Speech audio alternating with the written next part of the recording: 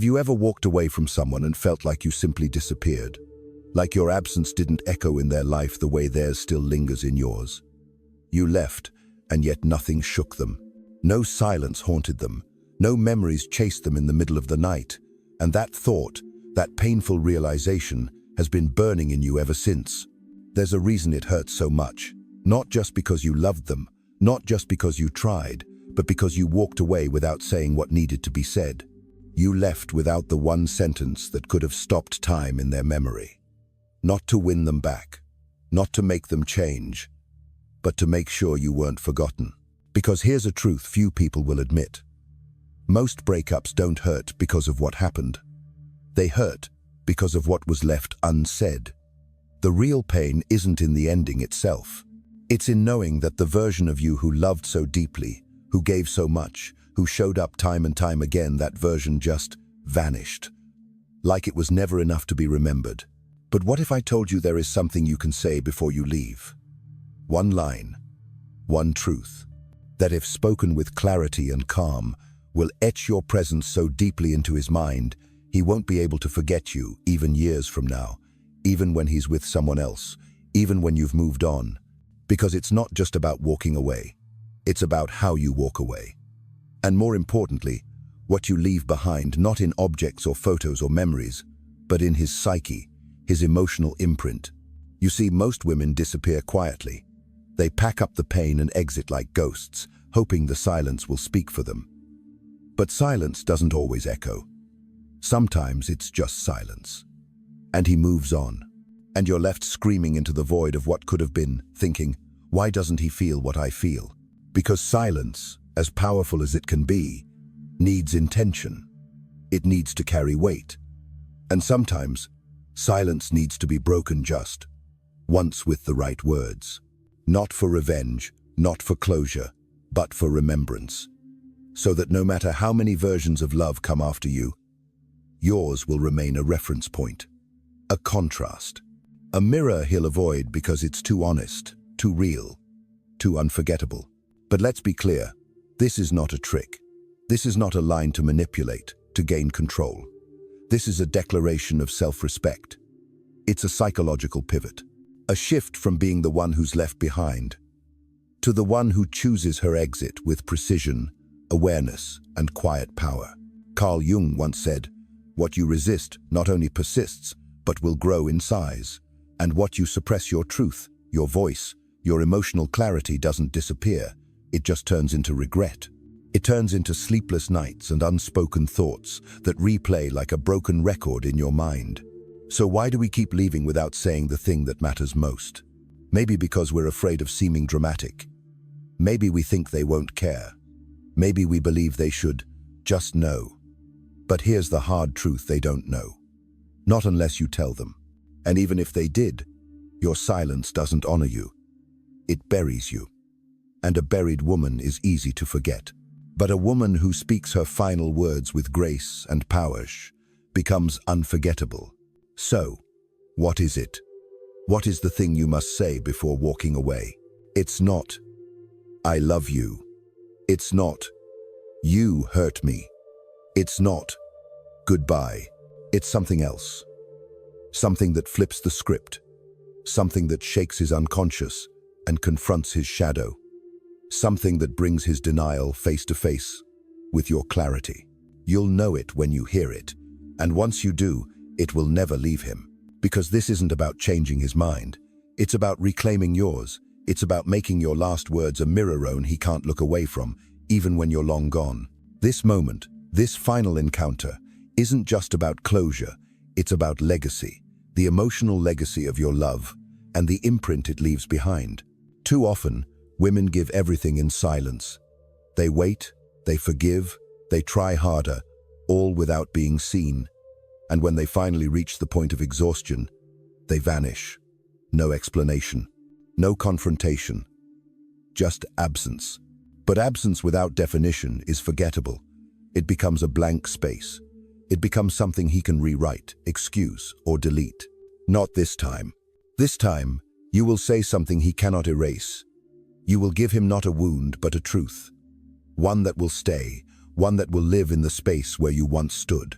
Not to haunt him, but to awaken him. He may not understand it at first. He may even brush it off.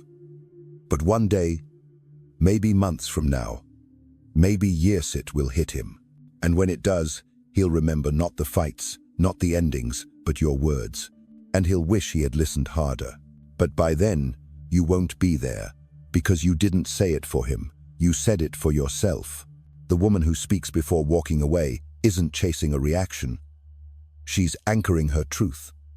And that truth will become her freedom. So if you've ever left in silence and wondered why it never felt like enough, this is your moment. Your voice is not a weakness. It is a ceremony. And this, right here, is the ritual that completes the story, not with anger, not with bitterness, but with dignity. And that dignity is the one thing he will never be able to forget. So now, the question is simple. What should you say before walking away? The answer is coming. And once you hear it, you'll never leave another relationship the same way again.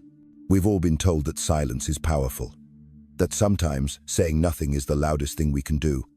And while there's truth in that, it's also dangerously incomplete. Because silence, when misused, doesn't just protect us, it erases us. So many women walk away quietly. They vanish from a relationship that no longer serves them, hoping their absence will teach the lesson their presence never could. They hope he'll wake up one day, realize what he lost, and come searching, haunted by the weight of what was never said. But more often than not, that moment never comes. Not because you weren't worthy, not because he didn't feel anything, but because he was never given the sentence that would make him feel everything.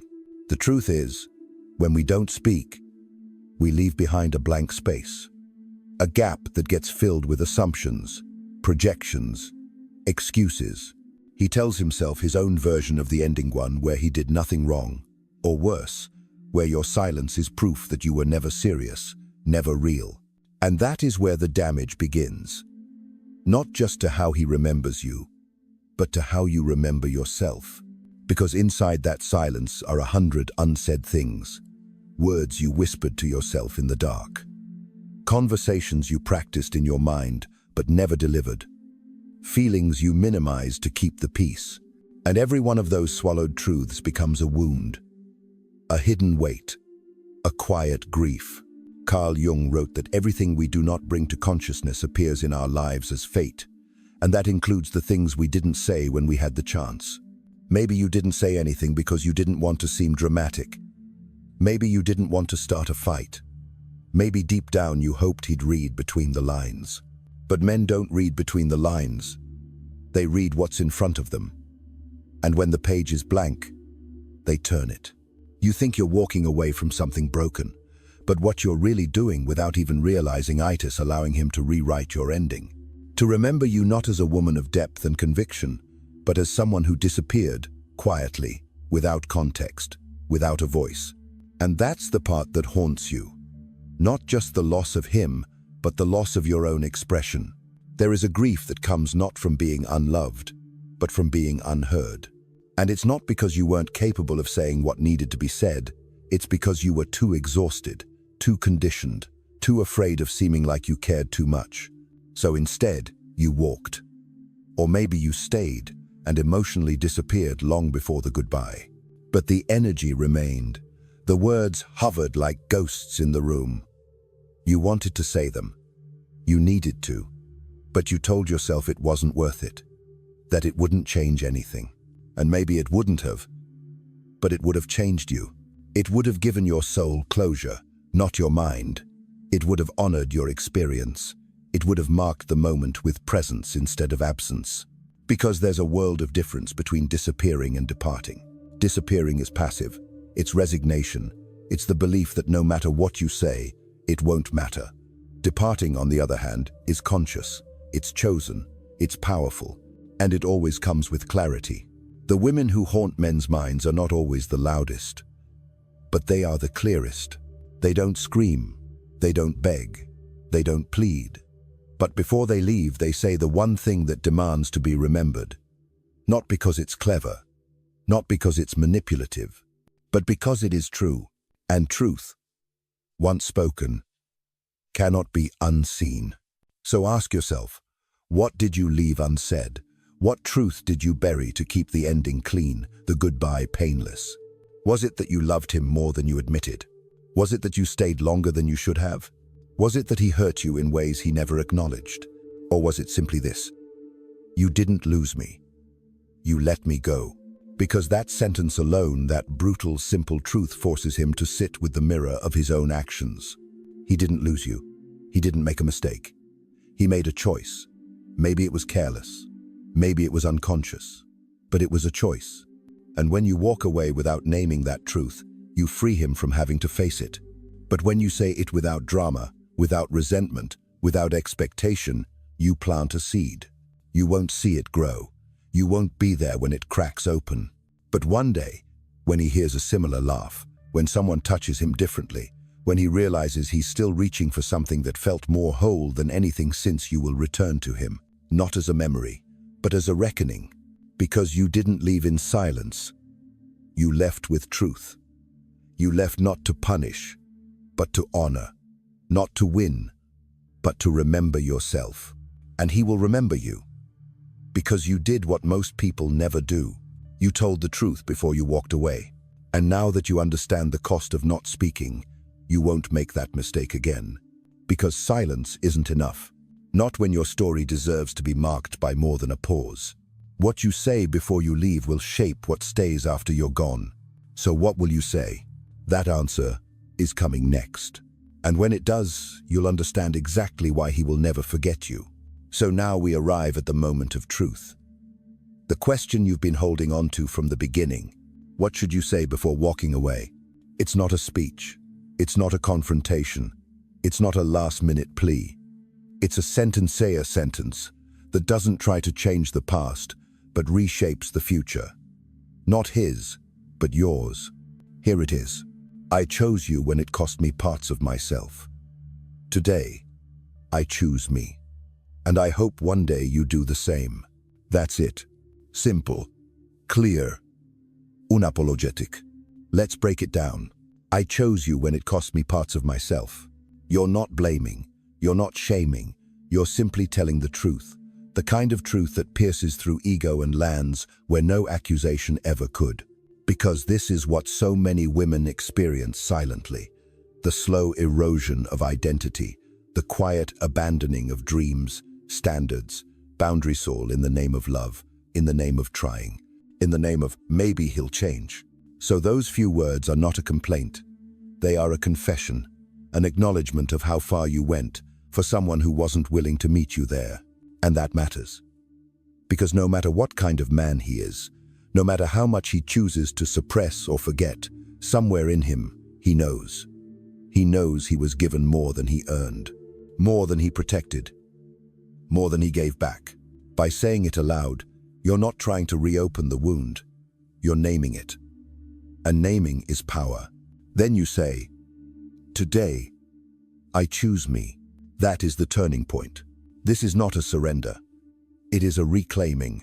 You're not walking away as a victim. You're not walking away with resentment. You're walking with clarity, and clarity is unforgettable. You're saying, I am not leaving because I don't love you. I'm leaving because I finally remembered that I must love myself more. Not out of selfishness, but out of survival. Because giving endlessly to someone who does not return the same is not noble. It is self-abandonment. And you have done that enough. When you say, I choose me, you are drawing a line that he will remember long after the sound of your voice has faded. Because most people don't forget the moment they realize they are no longer being chosen, especially when the person choosing themselves does so with grace, not anger. And finally, you say, and I hope one day you do the same. This is the part that disarms him, because you are not condemning him. You are not telling him he's broken. You are not insisting he change. You are planting a seed, one that says, I see your potential, even if you never reached it with me. You are handing him his accountability, not wrapped in shame, but in hope. You are, in essence, saying, I can't walk this path for you anymore, but I genuinely hope you find the courage to walk it for yourself. Why is that so powerful? Because it removes the drama, it removes the threat, it removes the game. You're not trying to make him feel guilty. You're not begging him to see your worth. You are stating your truth, cleanly and clearly. And that kind of truth is haunting, because it's rare, it's rooted, it's real. So what happens when you say this? He may not react the way you imagine. He might stay silent. He might laugh awkwardly. He might shrug it off, but that doesn't matter. Because this sentence isn't about his reaction, it's about your release. It's about you walking away knowing that you did not vanish, that you did not disappear into the background like a ghost, that you left a sentence behind that echoes with truth. Not just in his mind, but in your own. Because here's what no one tells you. Closure is not something he gives you. It's something you create by speaking the words that are aligned with your soul.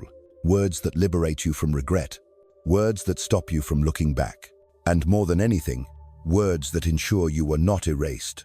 Think of all the moments you stayed quiet. All the times you held back your truth. This is the moment that redeems them. You are not screaming. You are not performing. You are not dramatizing. You are standing at the doorway of your own transformation. And you are speaking from a place of ownership. When you say those words, you mark your ending with presence. And men remember presence. Not noise, not anger, not tears, but presence. The kind that comes from a woman who has stopped begging to be seen and has begun to see herself. So yes, he may go on with his life. Yes, he may love again, but he will remember you, because you didn't leave like everyone else. You didn't disappear. You didn't explode. You left something behind. A sentence, a truth. And that truth, even if he doesn't understand it now, will remain. It will return to him in the quiet moments, in the nights when the silence feels heavier than usual, in the relationships that feel comfortable but lack soul, in the future versions of love that don't quite burn the way yours did. And he will remember, not because you forced him to, but because truth does not need permission to echo. It just needs to be spoken. And you did that. Now you are free. Not just from him, but from the silence that once kept you invisible. And there is no greater power than that. Now that you know what to say before walking away, the next step is just as important, because it's not only the words you speak that leave a mark, it's the way you leave, the way you carry yourself in those final moments. That is what defines your departure. That is what people remember. Not just the content, but the energy behind it. Most people think leaving is about slamming doors or disappearing quietly, but real power doesn't live in extremes. It lives in presence, in composure, in the unshakable steadiness of someone who knows they are making the right choice. There is an art to leaving, and like all forms of art, it requires intention. The first principle of that art is this: you do not rush, you don't storm out, you don't run, you walk, steady, clear, calm. Because how you move in that moment tells him and yourself exactly what you're made of. Leaving with power is not about making someone chase you. It's not about making them feel small. It's about making yourself feel whole. It's about taking back the dignity you lost in all the moments you stayed too long, tolerated too much, spoke too little. It's about making sure that this time you choose how the chapter ends. Carl Jung once said that the most terrifying thing is to accept oneself completely, and that includes accepting your pain, your clarity, your limits. Leaving someone with grace is an act of self-acceptance. It says, I know what I've given, I know what I deserve, and I know that staying would be a betrayal to myself. That doesn't mean you don't feel. You will. You'll ache. Your chest will tighten. Your voice may shake. But none of that takes away from your power. Because power doesn't mean not feeling. It means not folding. The second principle is silence. Not the silence of avoidance, but the silence of certainty. You don't owe more explanations than what you've already spoken. You don't have to debate, defend, or justify. The moment you start explaining your worth is the moment you begin to leak your power. Sometimes the most commanding thing you can do is to say less and mean more. You said your truth. You honored it. Now let the silence speak for you. Because trust this, your stillness will echo far louder than any final argument ever could. He may follow you with questions. He may try to bait you into conversation. He may beg for one more chance, or pretend he doesn't care at all. Do not let any of that disturb your center. Because that's the test. That's where most people lose their power, not in the goodbye, but in the back and forth that follows. Remember, leaving is not just about the door you close. It's about what you refuse to open again. The third principle is to keep your dignity intact.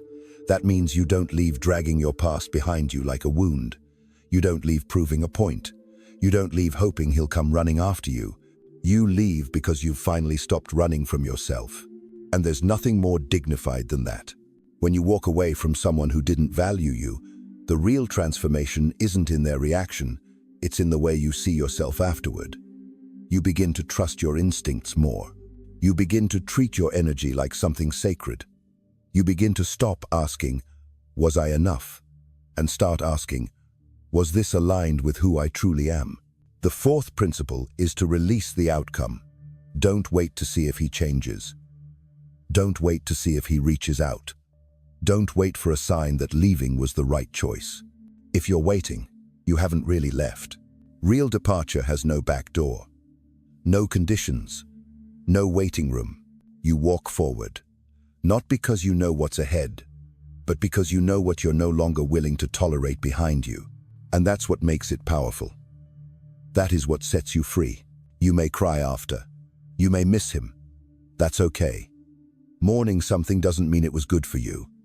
It means it mattered to you. And you matter. Your feelings are valid. But they don't mean you should return. Because here's the truth no one likes to say out loud. Sometimes the strongest thing you'll ever do is walk away from someone you still love. Not because you stopped loving them, but because you finally started loving yourself. And that love, the kind you offer to yourself when you walk away with grace and clarity, that love is magnetic.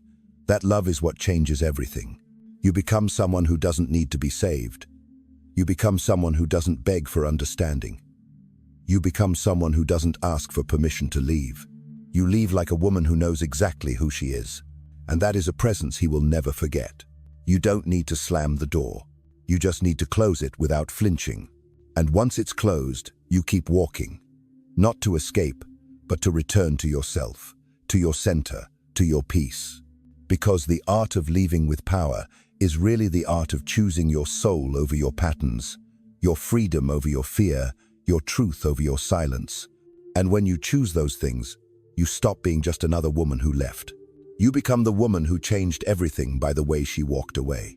There is a moment after the goodbye, after the sentence has been spoken, after the door has been closed, when everything goes quiet.